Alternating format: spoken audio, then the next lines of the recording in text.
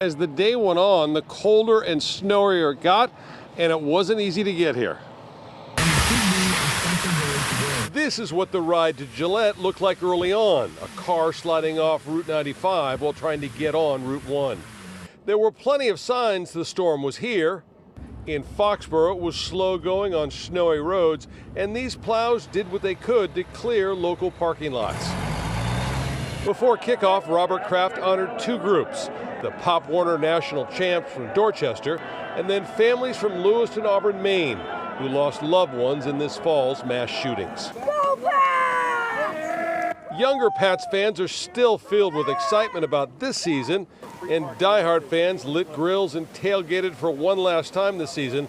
But now the debate seems to be the fate of head coach Bill Belichick.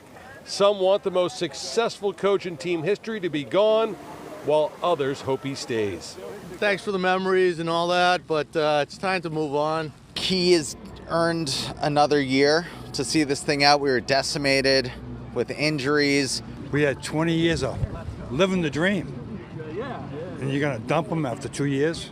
That's ridiculous. No. We love Belichick. You want him to stay? I want him to stay. Yep. How long? Forever.